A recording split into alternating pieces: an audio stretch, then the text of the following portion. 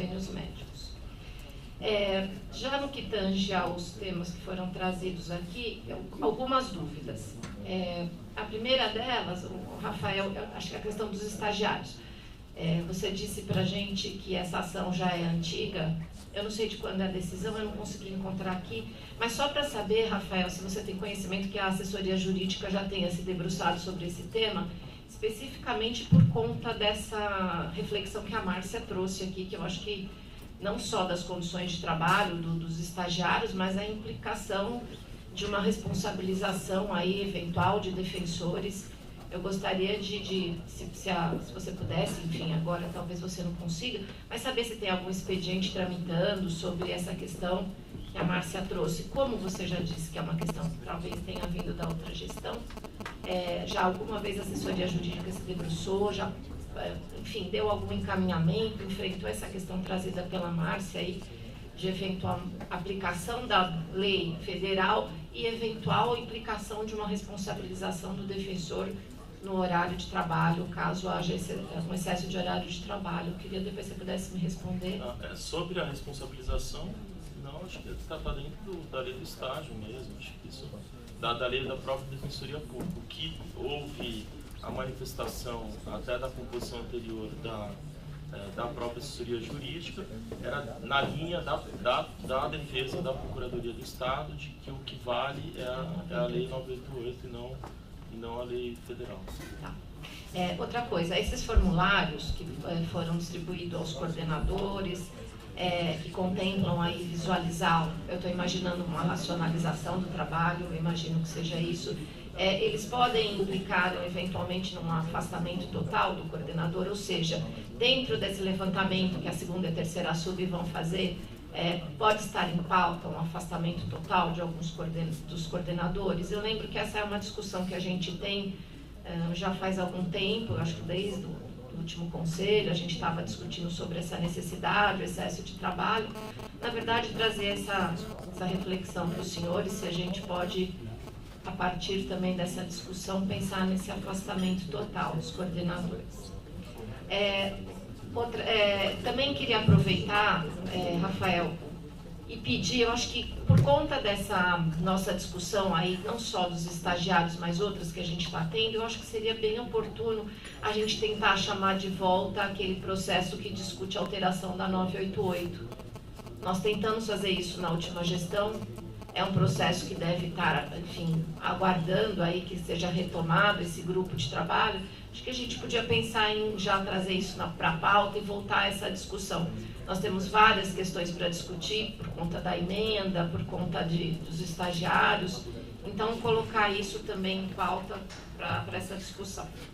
E, finalmente, aqui queria agradecer, Bruno Napolitano, obrigada aí pela menção da APADEP aí nessa discussão. Eu tenho, enfim, a associação tem todo o interesse em participar dessa discussão, a questão da triagem dos presos provisórios.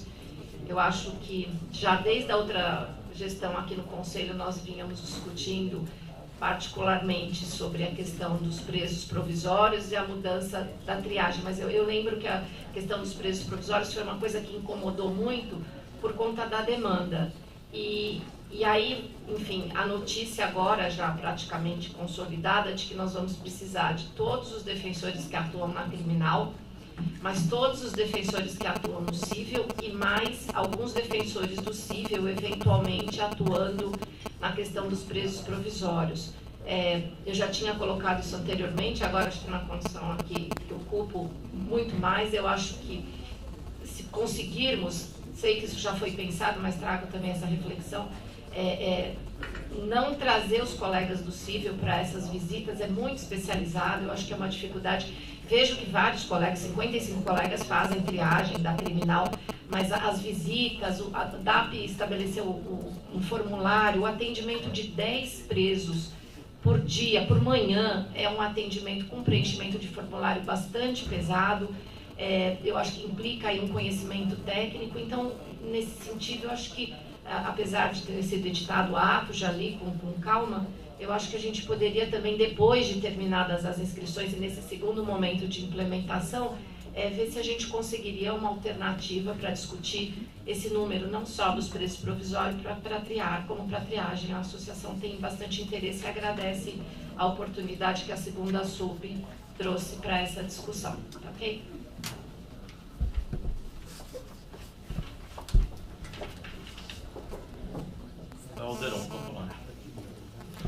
Bom dia a todos, os colegas aí que eu não pude cumprimentar, os candidatos da Corregedoria também. Acho que hoje é um dia importante, acho que a Corregedoria tem um papel muito importante aí na Defensoria e na parceria também com a Ouvidoria, já adianto o nosso interesse, né? Eu queria só apontar aqui a questão lá do núcleo da infância, acho que você levantou, eu acho que já tivemos semana passada o Padre Júlio colocando aqui algumas questões. Eu queria só deixar aqui o interesse da ouvidoria em participar desse processo. Assim, nós temos todo o interesse em, primeiro, conhecer mais de perto, né? E depois também com sugestões que a sociedade civil provavelmente vai incorporar todas essas propostas. Então eu queria só solicitar a participação da ouvidoria, talvez do ouvidor ou de um dos assistentes da ouvidoria. Não, sem problema, Alderon. A gente pode conversar ao longo da semana, te mostro como está caminhando o projeto, o que a gente já avançou. Tranquilo, só, na verdade, a forma como isso se deu foi porque quando nós chegamos tinha um prazo para vencer, na verdade o prazo de 120 dias venceu nessa segunda, né? Por isso, toda a correria, a própria formulação, teve uma reunião prévia, formulação de consultas dos defensores e agora uma formulação um pouco mais ampla que a gente levou para a Fundação Casa. Mas como não está nada fechado, a gente pode conversar.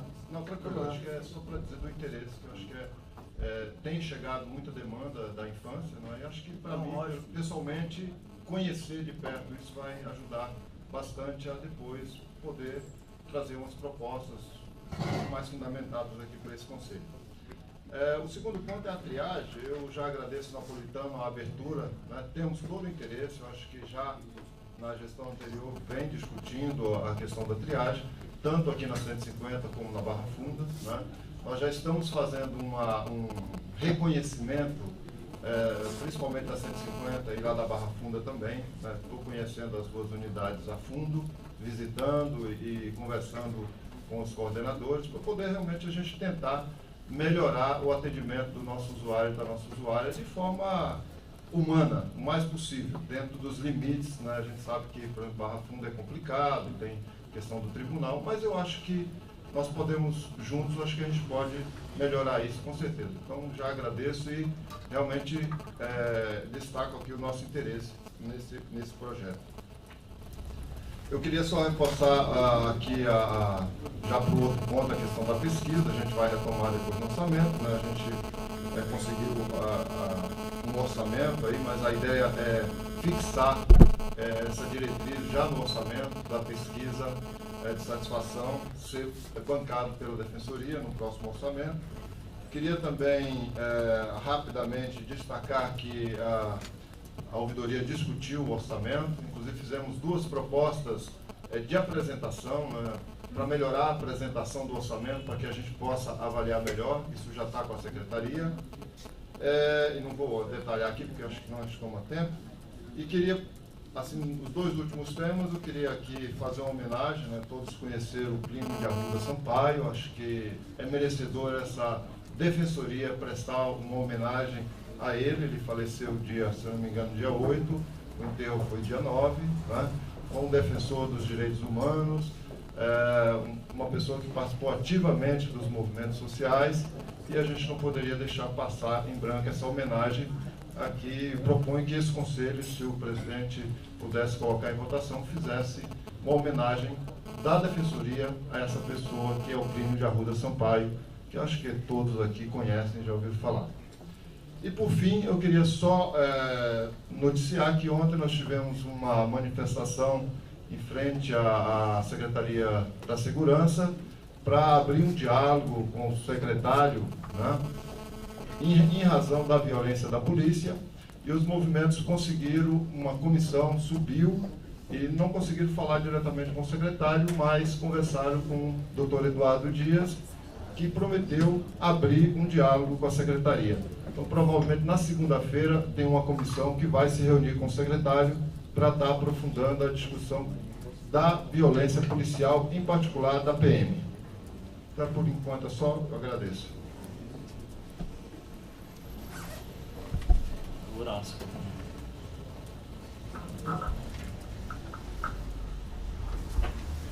Excelentíssimo senhor presidente, excelentíssimos conselheiros, senhoras e senhores presentes, colegas.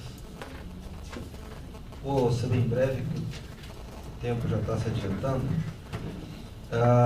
Só para reforçar algumas questões que já foram ditas aqui hoje e algumas dúvidas que ainda pairam, a questão dos estagiários, em reforço até aquilo que o Luiz Eduardo colocou da nossa iniciativa legislativa e de repente de um aprofundamento dessas discussões, a prevalecer a questão da jornada reduzida dos estagiários em dia de prova, como que fica essa situação no cotejo com a licença-prova?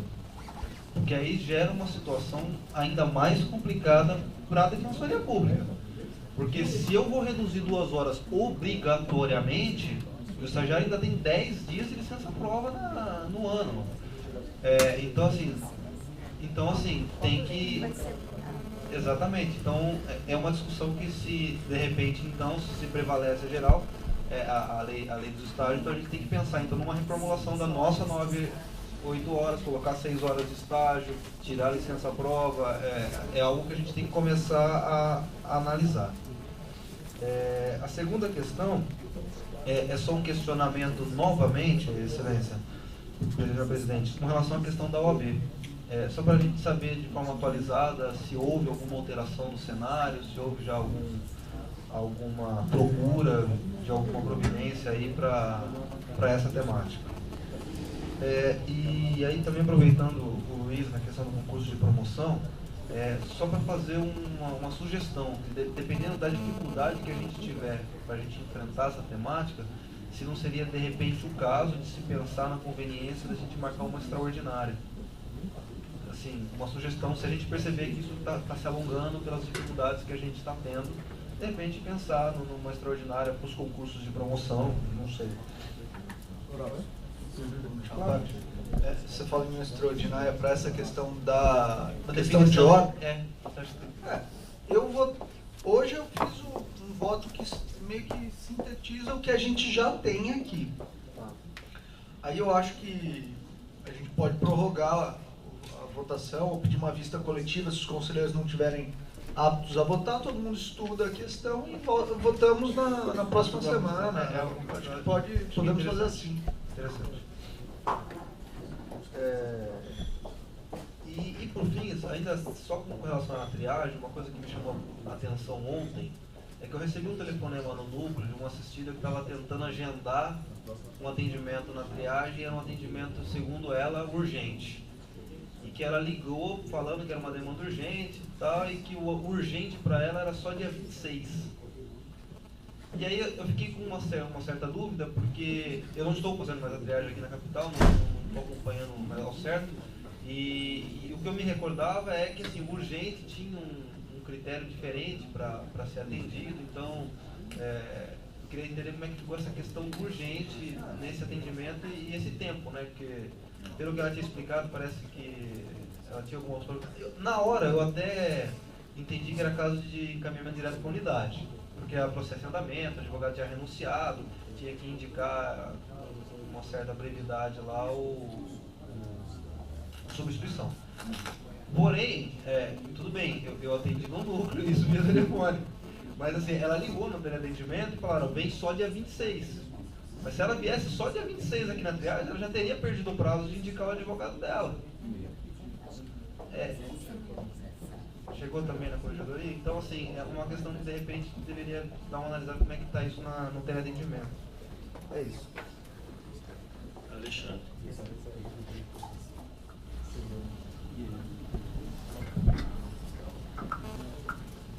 Bom dia a todos. Pretendo ser breve, né, para a gente conseguir adiantar os processos, né, a nossa pauta, enfim. Eu gostaria de comentar aqui um assunto já não é tão novo, mas que aflige a muitos de nós, defensores públicos e, enfim, defensores dos direitos fundamentais das pessoas, que é a questão da revista vexatória em unidades prisionais e internação de adolescentes. A gente sabe que essa prática, infelizmente, no Brasil inteiro, mas falando do estado de São Paulo, é algo que todos nós devemos refutar. E nesse sentido eu gostaria de, até o momento a gente sabe que os núcleos, né, de situação carcerária e infância estão dentro, né, desse movimento contrário, enfim. Mas eu acho que seria o caso, a meu ver, de uma manifestação da Defensoria Pública Geral nesse sentido, manifestando apoio ao movimento contrário a essa forma de revista. A pena criminal não pode ultrapassar, a gente muito bem sabe, a pessoa do sentenciado. E, infelizmente, a família está pagando um preço muito caro por algo que não cometeu. Então, eu gostaria, nesse sentido, de, sei lá, a gente discutir a possibilidade da Defensoria Pública Geral manifestar apoio a esse movimento nacional contrário à revista vexatória.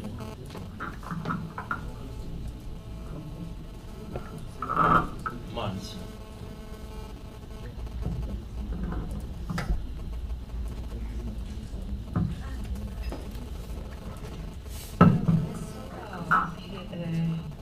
Eu não quis fazer a parte, sim, para não atrapalhar a exposição, mas por isso que eu pedi novamente a palavra.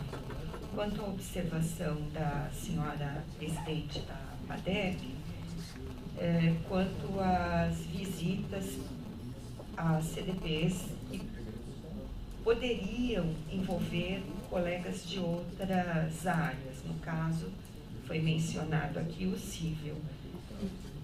Eu realmente não seria o ideal, mas o formato das visitas aprovado aqui nesse conselho contém um formulário a ser preenchido e que, entendo eu, qualquer defensor público teria capacidade para fazer isso.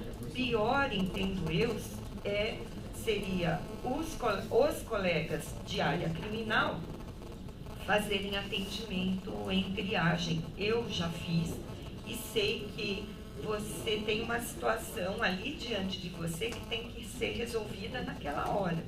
É um encaminhamento ou uma orientação jurídica que você vai dar sobre um contrato, as mais diversas demandas que ali chegam, que exigem do defensor uma decisão ali, imediata. E uma visita a um presídio tem lá suas especificidades, mas nada vai ser decidido ali, a não ser que aconteça uma coisa fora do normal. Aí eu acho que até mesmo o defensor da vara singular, que atua na vara singular, poderia ter problema para superar a dificuldade. Enfim, essa é uma observação. E a segunda observação é quanto à fala do senhor ouvidor-geral, com relação a... Eu não entendi bem, Alderon, se foi proposta com relação ao falecimento do ex... É proposta de... Não, eu só fiz uma proposta que a Defensoria, ou esse Conselho, fizesse uma homenagem póstuma ao Plínio, que eu acho que é uma pessoa... É só uma proposta, se for possível. Eu tenho defendido aqui nesse Conselho, Alderon, a apolitização da Defensoria Pública. Politização no sentido de política partidária mesmo. Então, creio eu que se fizermos... eu me simpatizava muito com o Dr. Plínio, sim, mas eu sou obrigada a admitir que se fizermos oficialmente uma homenagem a ele, teríamos que fazer para todos os deputados federais, estaduais, vereadores, enfim, que tiveram também uma grande história na política brasileira. Então, eu já adianto meu voto que eu discordaria, já vai constar no relato a fala, né, do ouvidor geral, e o meu voto é pelo não Eu só queria não acolhimento dessa proposta. Acho que aceito. Só queria esclarecer que eu não estou pedindo homenagem a nenhum deputado, a nenhum partido. Só deixar bem claro que acho que o Plínio tem uma outra faceta, né, assim, muito ligada aos movimentos sociais, né, que você conhece muito bem. É nesse sentido, mas eu respeito plenamente. Né? Tá bom. É só uma proposta aí. Obrigado pelo seu complemento. Senhor presidente, já que eu fui citada, poderia fazer um esclarecimento? Só para a corregedoria. Na verdade, Márcia, a minha preocupação não foi só no sentido da visita, mas da triagem. Eu acho que, finalizando, e é por isso que eu me dirigi à segunda sub, que essa necessidade desse alto número de colegas previsse, primeiro, a especialidade. Eu continuo defendendo isso, eu acho que isso, para mim, é muito claro, e eu acho que aqui não falo só como ex-conselheira, mas eu acho que como ocupando a associação, eu acho que essa questão da especialização é muito importante. O colega se apropriar de uma visita traz alguns elementos. A gente sabe, você mesmo trouxe aqui, quando da discussão, a questão da tortura. Eu lembro que essa questão foi muito candente quando a gente discutiu os formulários. Tenho certeza, na triagem, pior ainda, concordo com você, essa questão da solução dos problemas. Então, o meu encaminhamento para que se pensemos, depois de fechadas as inscrições para a segunda sub, se necessitamos mesmo, enfim, se não teremos outro caminho que não traga tantos defensores e principalmente que não traga os defensores de outra área. Isso tanto para o do civil como para a criminal. Eu acho que é uma posição muito clara dessa defensora. Obrigada. Não tendo mais nenhum inscrito, eu vou, antes da gente entrar na ordem do dia, só fazer os esclarecimentos e responder as indagações que foram colocadas.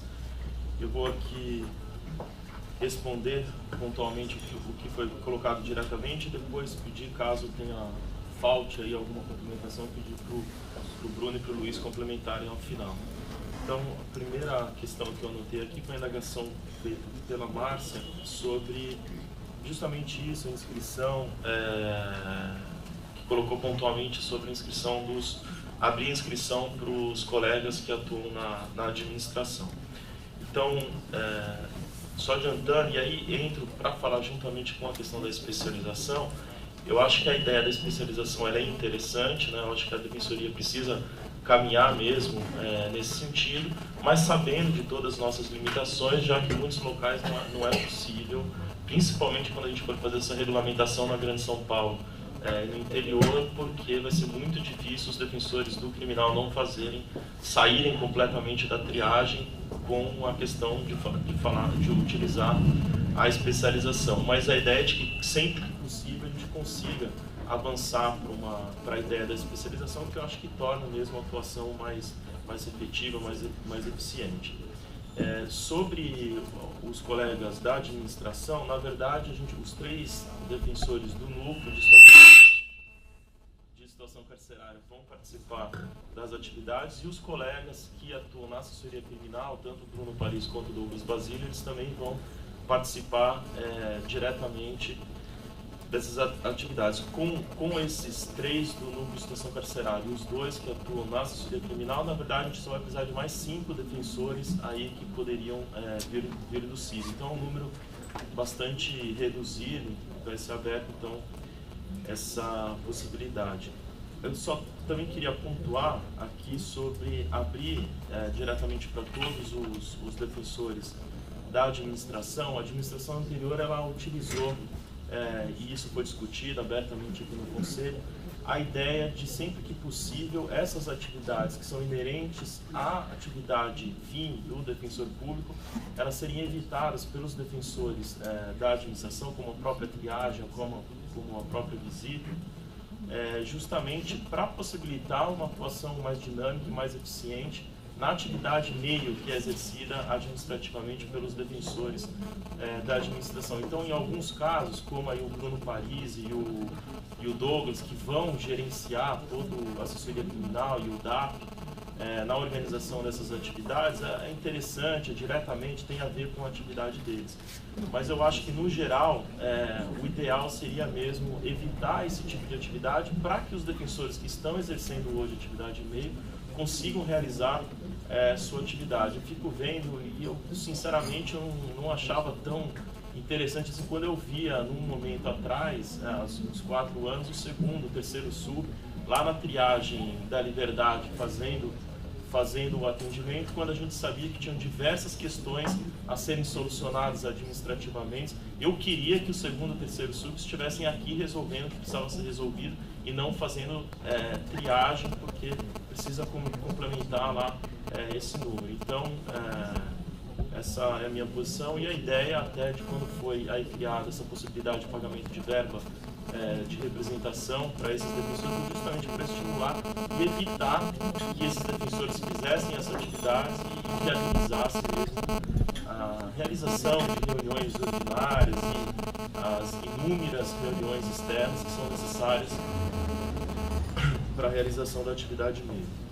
Sobre a colocação da Franciane em relação aos afastamentos dos coordenadores, na verdade a gente vai mandar esse material para todos os coordenadores de unidade para que respondam e a gente consiga compilar e ter de forma mais sistematizada todo esse material e todo o funcionamento que possibilite que a gente tenha um conhecimento profundo de cada unidade e que isso seja um instrumento de gestão efetivo para a administração. A questão do afastamento, eu acho que ela pode ser discutida. A minha opinião é que o afastamento dos coordenadores regionais, a gente tem assim que avançar para que no momento a gente consiga o afastamento dos coordenadores regionais. Mas eu acho que a gente não consegue fazer isso nesse momento, talvez seja alguma questão para a gente já ir avançando aqui as discussões para na distribuição dos próximos cargos. Então a gente prevê, porque se a gente afastar hoje todos os coordenadores de regional, a gente vai ter também um colapso em todas as unidades, já que você vai gerar diversos outros afastamentos perenes. Já o afastamento das unidades, eu sinceramente acho que não é o caminho. O que a gente tem que fazer é cada vez mais capacitar tanto o coordenador de unidade, quanto os diretores, quanto os servidores que atuam nessas atividades, para que a gente consiga otimizar esse trabalho, evitando esse afastamento. Porque se a gente afastar os coordenadores de unidade, a gente vai ter um número muito grande de defensores na atividade de meio, deixando de exercer a atividade fim, que é a atividade principal da Defensoria Pública. Acho que a gente teria aí pelo menos mais umas 60 pessoas afastadas, que é o número que a gente tem de unidades na carreira. Mas eu acho que os coordenadores de regional é um caso sim, a ser analisado, estudado, discutido aqui no geral. Sobre o processo de alteração da 988, na verdade esse processo na gestão, acho que não foi nem anterior, na outra, ele foi finalizado. Ele foi finalizado, foi enviado para a administração, à época era a doutora Daniela, e foi encaminhado, o resultado daquele trabalho foi encaminhado para o governador e o governador encaminhou para a Assembleia Legislativa. Então, hoje a gente tem um projeto de lei tramitando na Assembleia Legislativa que ele está praticamente parado, ele não teve nenhuma tramitação importante, ele está na fase inicial mesmo de tramitação e ele não tem nenhuma movimentação. Então, é sim o caso da gente fazer essa atuação na Assembleia Legislativa para que ele não tenha mais andamento mesmo, que ele fique da forma como está e, se possível, a gente conseguir arquivar, para daí a gente discutir, formar. O Pedro tinha trazido aqui essa questão numa sessão anterior, da gente já formar uma comissão aqui de conselheiros e depois iniciar o debate para que a gente consiga avançar em novas alterações e também já iniciar a discussão para uma adaptação em relação à PEC que já foi aprovada. Sobre essa participação, eu acabei já falando a questão dos defensores possíveis, da especialização, eu acabei já respondendo com a primeira questão. Sobre a colocação do Alderon, eu queria aqui também me solidarizar, tanto com o Plínio de Arruda Sampaio, quanto com todos os seus familiares, pela história, pelas conquistas e pelo que o Plínio de Arruda Sampaio representou, principalmente na atuação em defesa dos direitos humanos. Fica minha solidariedade, como ficou a sua, E acho que talvez essa seja a melhor forma da gente... Não, eu queria até, retomando, acho que a Márcia colocou uma questão, peço até desculpa, porque às vezes a gente não conhece ainda toda a mística e a política da instituição, né? Eu acho que talvez isso a gente pode aprofundar isso, mas eu acho que não é o momento de criar uma polêmica, um constrangimento. Queria deixar bem claro que talvez fique a manifestação da ouvidoria e tenho pedido para que o Conselho retire a minha proposta e já agradeço desde já a solidariedade do Defensor-Geral. Obrigado. Então, fica aqui, reitero essa minha solidariedade também ao Plínio, a tudo que ele representou na defesa dos direitos fundamentais. Em relação, o Horácio colocou a questão do AB, na verdade, a gente não teve o agravo regimental, né, que foi interposto na Justiça Federal, a gente não teve nenhuma decisão ainda em relação a esse recurso, e as tratativas junto ao Supremo, principalmente ao Gilmar Mendes, na verdade não conseguiu avançar por questão de agenda conjunta mesmo, né, então já há um apoio manifestado tanto da ANABER quanto do CONDEG para que a gente consiga fazer essa atuação conjunta, mas a gente não conseguiu por conta das agendas, aí a gente não conseguiu se juntar para conseguir agendar e fazer esse diálogo diretamente com o Gilmar Mendes e com os demais ministros do STF. Sobre a questão, você falou, o Luiz esclareceu aqui sobre a questão da sessão extraordinária, acho que ele colocou, e eu acho que depois da gente conseguindo superar essa questão preliminar, acho que a gente poderia sim pensar, eventualmente, até numa sessão extraordinária para a gente julgar todos esses concursos de promoção, tanto do 1 para o 2 quanto do 2 para o 3, e daí a gente já, até porque a gente já está em julho, então já está na hora aí da gente julgar esses dois primeiros e avançar para os demais do 3 para o ano passado, que tem os pendentes, né? Mais urgente ainda do que esse ano, né? Se a gente for cronologicamente pensar, é mais que é do 4 para o 5, né? Do 4 para o 3 para o 4 e do 3 para o 4 para o 5.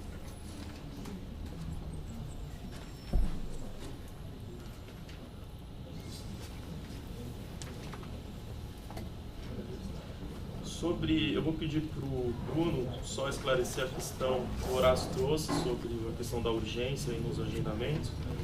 E, por fim, o conselheiro Alexandre Orso colocou sobre uma eventual manifestação de apoio da Defensoria Geral.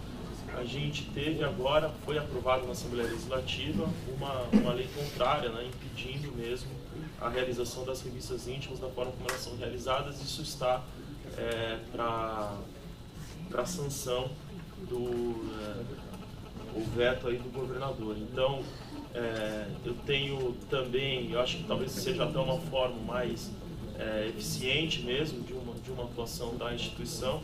Eu vou buscar, tenho uma reunião provavelmente para os próximos dias aí agendada novamente com o governador, então tentar fazer uma interlocução, uma articulação e pedir a sanção desse projeto ao governador, já que é um posicionamento mesmo que vai aí ao encontro de toda a atuação dos defensores públicos de forma geral. Aí eu pedi só para o Bruno fazer o esclarecimento sobre a questão dos agendamentos. Bom, como a gente também já explicou anteriormente, os teleagendamentos eles contam com uma cota de casos urgentes, mas essa cota ela não faz com que, na medida em que o caso relatado ao atendente revela uma premência de atendimento imediato no dia seguinte, impeça que esse atendimento seja realizado. Então, as orientações são para avaliar o caso, conversar com a pessoa, verificar essa urgência, uma urgência lato sensu, porque evidentemente que alguma questão patrimonial vai entrar na fila normal e uma urgência relacionada às vezes a um alvará para obtenção de uma questão financeira para quem é mais hipossuficiente, precisa daquele valor, ou uma questão atrelada a uma guarda que há um mês a criança já não retornou à residência da mãe, que tem a guarda, aquelas situações que é uma urgência, mas não são 2, 3 dias, uma semana que vai transformar, até porque a gente conhece o judiciário, é inevitável alguns dias que se perca até o cumprimento de uma liminar, enfim. Quando o caso é evidentemente urgente, ao ponto de exigir qualquer medida judicial imediata, eles são direcionados para o dia seguinte. Tá? Então pode ter acontecido um lapso aí, tem que avaliar essa essa urgência do dia 26, qual que era o caso concreto, a qualidade. A ouvidoria tem, na URA, que é aquele sistema de DIT 1, DIT 2, 3, tem a oportunidade de digitar 4 e ir diretamente para a ouvidoria.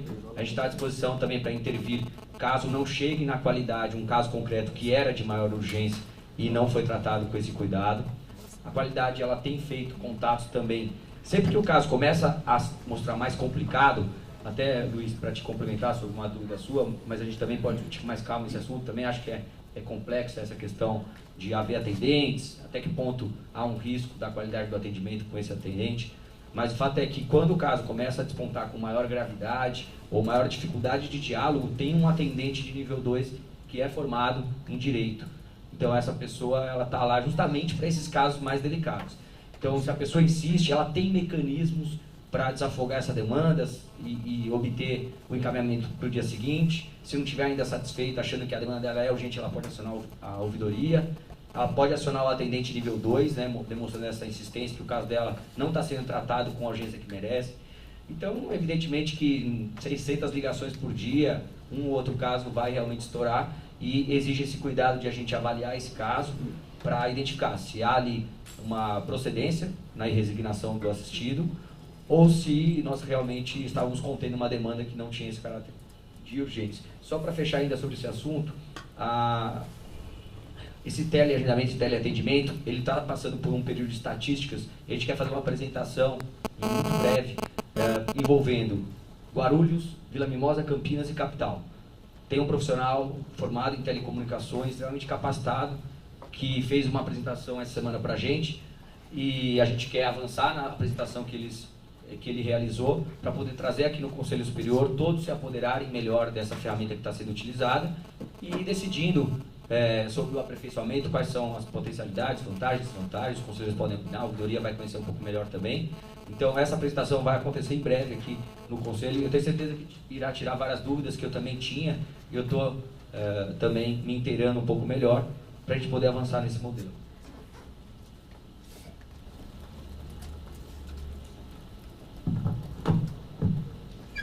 Então vamos entrar na ordem do dia.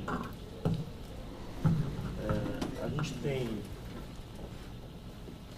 aqui como primeiro item da pauta, na verdade ele não foi pautado aí por um equívoco, então pedir a exceção à pauta do processo da corregedoria, que deveria sim estar na pauta. Ele é o 218 de 2014. Em seguida, até antes de entrar nesse processo, mencionar aqui a doutora Márcia pediu a exceção à pauta, ou inversão da exceção, né?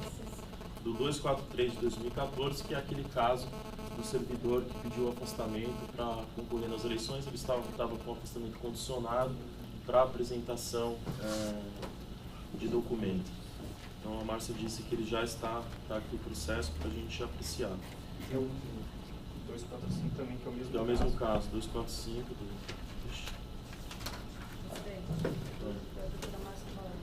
243.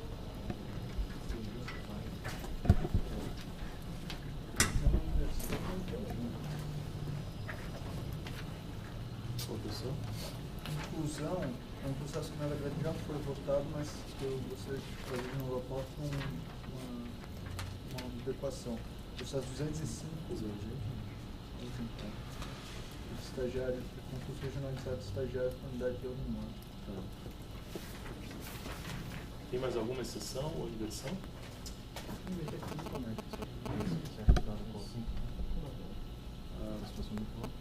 Mas não é urgente, né?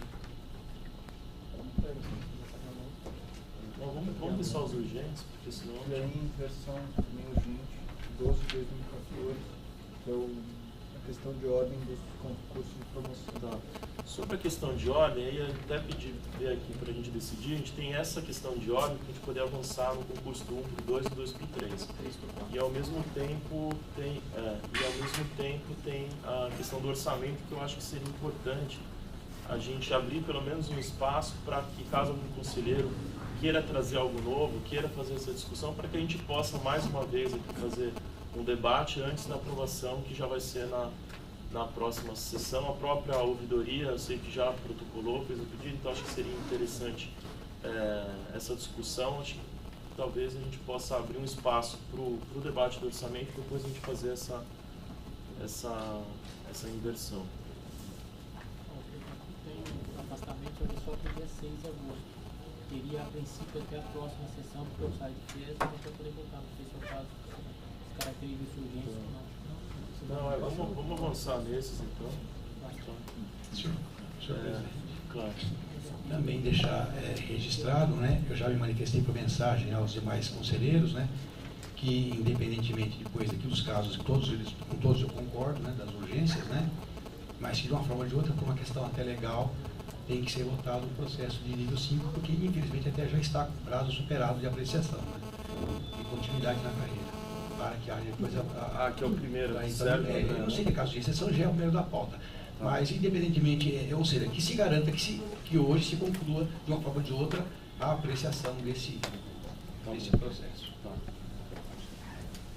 Então, excetuando a pauta, eu vou chamar o 218 de 2014 e, desde já, agradecer a presença das duas candidatas, Flávia Dulce e Kátia Romero, aqui pela presença e por estar aqui desde o começo, já desde as 9h30, aguardando aqui esse momento.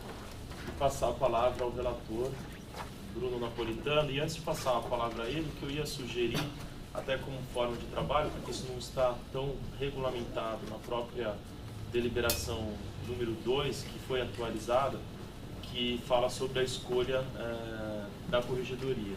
Então, eu acho que o Bruno poderia ler aí o relatório do voto dele. Em seguida, caso queiram as candidatas fazer uso da palavra, acho que fica aberta, caso queiram fazer uso da palavra, utilizar esse momento. Se até permite, eu queria falar sobre isso, até me antecipando com a devida escusa ao relator, né? Mas, por qualquer razão, eu estive em conversa aqui agora informal com ambas as candidatas, né? Que realmente, vendo a deliberação 2 e a 170, né? As duas que estão abertas aqui, não existe previsão de sabatina, o termo que se usou aqui, né? E até que as constrangeu, pelo que ambas me disseram, mas que ficariam à disposição para o caso de qualquer conselheiro querer algum esclarecimento. Isso sim, né? Mas não seria nesse tom. Além do que, no final da 170, acho que é o último dispositivo, né? Também diz que de uma forma ou de outra, havendo um número menor, isso já é alteração feita na 2, né? Havendo um número menor do que 3 inscritas, de uma forma ou de outra, todos os nomes serão encaminhados para o defensor geral. Só não prescindindo da eleição, até porque existe uma previsão de que se o defensor geral se quedar inerte após os 5 dias, prevalecerá a candidata com maior número de votos. Embora também aqui, acho que não existe já de debate, né? Não existe. Existiria, por caso de suspeição e impedimento, né? A deliberação não tem essa previsão. Se acontecer, a gente vai ter que, depois aqui, eventualmente, mas não há esse problema, porque cabe ao defensor geral a escolha, mesmo que houvesse esse empate, mas só restaria o problema para o caso do defensor não se manifestar nos 5 dias. Mas fora isso, a ideia é realmente essa, né? Que se simplifique esse procedimento para que se conclua hoje, independentemente de sabatina, mas sim com mera possibilidade. Acho que a ideia é justamente essa, né? Ele deu o relatório e aí, caso queiram, fica mesmo à vontade, se quiser fazer o uso da palavra. E acho que é isso.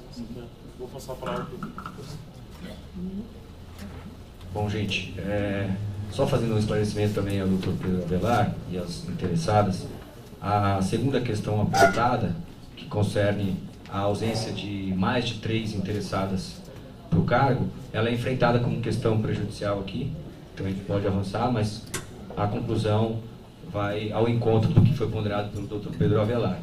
Em relação ao convite para elas estarem aqui, na realidade, tomei essa iniciativa levando em conta o regimento interno, que permite aos interessados, em qualquer processo no Conselho, de forma democrática, comparecerem, após a leitura do relatório, manifestarem eventual questão que tenha interesse relacionado ao pleito e esclarecimentos gerais aos conselheiros. Jamais foi utilizado esse termo, acho que se foi utilizado foi um equívoco desse colegiado, e registro aqui que a minha intenção era viabilizar um processo democrático, até porque acho que é de interesse delas eliminar qualquer tipo de dúvida que possa pairar sobre a avaliação e interpretação dos planos de trabalho, currículos e etc. Então, não acho que há a lacuna na deliberação seja fundamento para eventual equívoco procedimental adotado por esse colegiado, porque o regimento interno ele nos tutela nesse sentido. Bom, seguindo ao voto, excelentíssimos conselheiros, conforme já é de conhecimento deste egrégio Conselho Superior, os autos versam sobre o processo de formação da lista tríplice para o cargo de corregedor-geral. Foi deliberada a abertura de inscrições para o cargo até o dia 30 de junho, conforme votação realizada no dia 29 de maio de 2014 por este Conselho Superior. Durante o prazo em destaque, aportou a inscrição das excelentíssimas doutoras Flávia Durso e Cátia Beja Romero. Ambas as candidatas protocolizaram o requerimento de inscrição dentro do prazo e preenchem o requisito previsto no artigo 2º da deliberação número 2 de 2006, na medida em que integram o nível 5 dentre as classes da carreira. Em verbos, poderão se inscrever para compor a lista tríplice os defensores públicos que integrem a classe mais elevada da carreira. Além da inscrição, as interessadas apresentaram currículo e propostas de atuação que passam a sintetizá-los com o intuito de conferir elementos de convicção aos demais conselheiros. Antes de esmiuçar as informações prestadas pelas interessadas, entretanto, é importante a superação de questão preliminar relativa ao fato de existir apenas 2 candidatas inscritas para o certame, o que já permitiria o envio da lista, então dúplice, ao Defensor Público Geral, na medida que o parágrafo 1º do artigo 10º da deliberação já mencionada dispõe que o Defensor Público Geral nomeará o Corregedor-Geral dentre os 3 candidatos mais bem votados, no prazo de 5 dias, contados do dia seguinte ao da votação do Conselho Superior. Entretanto, acredita-se que a votação da lista, ainda que com 2 interessadas, é medida inafastável. Haja vista que o artigo 5º da deliberação mencionada dispõe que o Defensor Público Geral nomeará o Corregedor-Geral dentre os 3 candidatos. Já fiz a leitura. Vencido o prazo sem que o Corregedor-Geral, e aqui há um erro da deliberação, menciona Corregedor-Geral, mas seria Defensor Público-Geral. Vencido o prazo sem que o Corregedor-Geral, na verdade deveria ser Defensor Público-Geral, tenha cumprido seu encargo, será considerado escolhido o candidato mais bem votado pelo Conselho Superior. Pode-se concluir, portanto, que a ausência de votação entre as interessadas que comporão a lista dúplice poderá gerar obstáculo à aplicação da norma supracitada, que aponta que na ausência de escolha pelo Defensor Público Geral será considerado escolhido o mais votado. Por essa razão, sugiro como questão prejudicial que o Conselho Superior delibere pela votação entre as interessadas, não para a integração da lista que será enviada ao Defensor Público Geral, mas para que não hajam intercorrências futuras acerca da escolha da Corregedora-Geral após o envio da lista. Em suma, enfim, a doutora Flávia Durso é mestre em Direito Processual Penal, doutora em Filosofia Política pela PUC de São Paulo, foi coordenadora e é diretora do IBCCRIM, foi coordenadora da assistência jurídica ao preso, na PGE, participou da missão da ONU para a atuação da Defensoria Pública no Timor-Leste, é diretora do IBAP, Instituto Brasileiro de Advocacia, contribuiu com a redação da Lei Orgânica da Defensoria Pública de São Paulo, já escreveu diversos artigos, possui obra publicada e é professora de faculdades de Direito, também tendo sido examinadora de diversos concursos públicos para diversas carreiras jurídicas.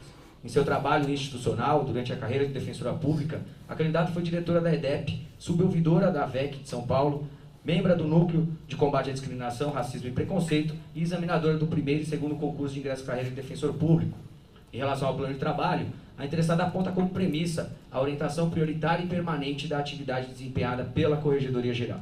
Já em relação às propostas, sugere elaboração de manual de atuação funcional contendo recomendações, estudos, pareceres e demais trabalhos desenvolvidos pela Corregedoria Geral desde a sua criação. Instituição de critérios objetivos para a escolha do membro da Comissão de Acompanhamento do Estágio Probatório, não obstante tratar-se atualmente de escolha de confiança da Corregedoria Geral, da Corregedora Geral. Inserção de item no relatório mensal dos defensores públicos, destinado a apontamentos acerca da infraestrutura das unidades, números de processos em trâmite na vara judicial de atuação, dentre outros dados. Inserção de item no relatório semestral do defensor público contendo sugestão de otimização dos trabalhos. Publicização das inspeções, correções ordinárias e extraordinárias antes da realização. Priorização da correção qualitativa ao invés da quantitativa.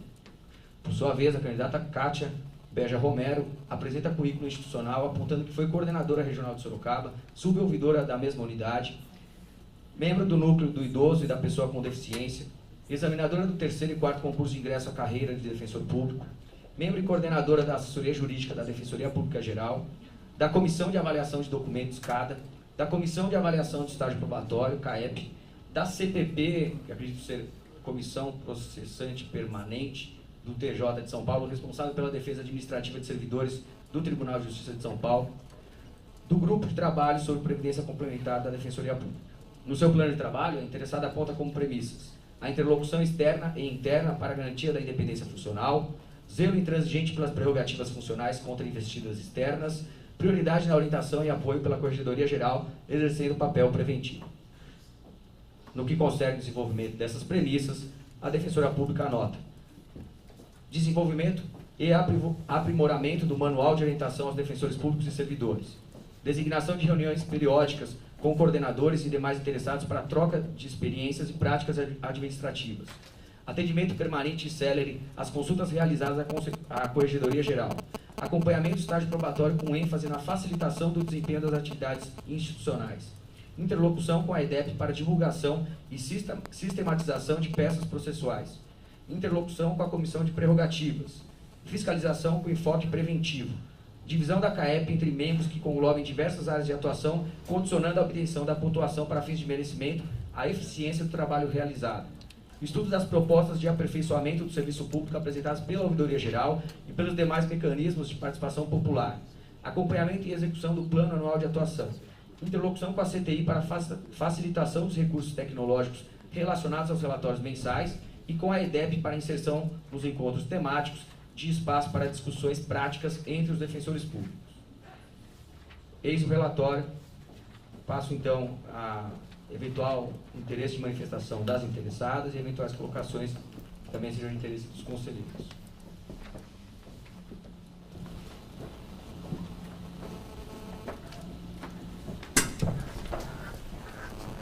Não sei. Vocês querem fazer uso da palavra? Vocês ficam à vontade. Eu vou apresentar então brevemente esse plano que já está muito sucintamente e bem elaborado pelo segundo professor. Brevemente eu vou reforçar sobre o plano de atuação. Basicamente é isso. Foi encaminhado aos conselheiros. Aos conselheiros? Eu não percebi. Hã? Eu não percebi.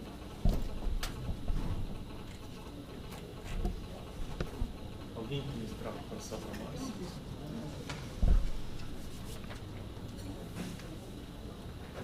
A palavra, Flávio, fica bom.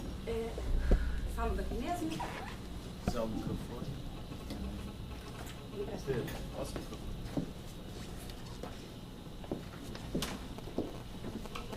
Excelentíssimo senhor presidente do Conselho Superior da Defensoria Pública, excelentíssimos conselheiros natos, segundo e terceiro subdefensores gerais, senhora Corregedora Geral, senhor Ouvidor Geral e senhora Presidente da Associação dos Defensores Públicos do Estado de São Paulo. Eu apresentei um plano de atuação da Corregedoria embrionário. Os primados desse plano são o de orientação e de esteio desse órgão à atuação dos defensores públicos. O texto é objetivo e está dividido em dois eixos, orientação e fiscalização, de acordo mesmo com o que dispõe o artigo 34 da Lei 988/2006. A ênfase do plano, como se disse, é de orientação prioritária e permanente, pautando esse órgão por uma forma de trabalho muito mais propositiva do que reativa. O diálogo entre a Corregedoria Geral e os defensores públicos precisa ser desacralizado. Visitas, reuniões, encontros, deve ter uma conotação mais informal e uma participação direta dos defensores públicos na construção democrática dessas diretrizes e consolidação de atuação funcional. Como se disse, na trilha dessa primazia, a interface com a Escola da Defensoria Pública me parece vital. Nesse exato modelo, a Corregedoria deve acompanhar os defensores públicos, a atuação deles não só em estágio probatório, mas também aqueles que estão confirmados na carreira. Como eu acabei de dizer, o plano está subdividido nos eixos de orientação e de fiscalização. A primeira proposta no eixo de orientação é uma necessidade vislumbrada por essa candidata de elaboração de um manual de atuação funcional. A instituição da Defensoria Pública vem se caracterizando por buscar uma estrutura moderna, superando suas próprias limitações, para se consolidar, fortalecer e desenvolver sua essencial atividade fim, que é o de garantir aos destinatários